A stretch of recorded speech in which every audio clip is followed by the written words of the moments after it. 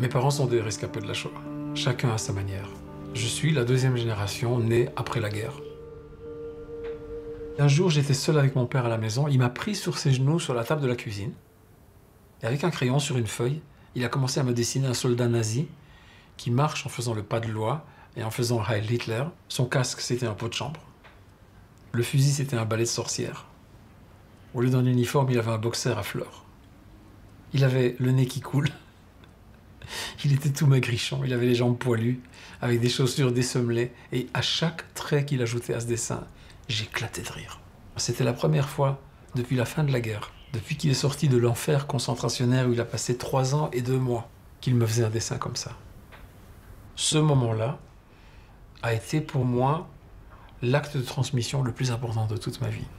C'est là que tout a commencé.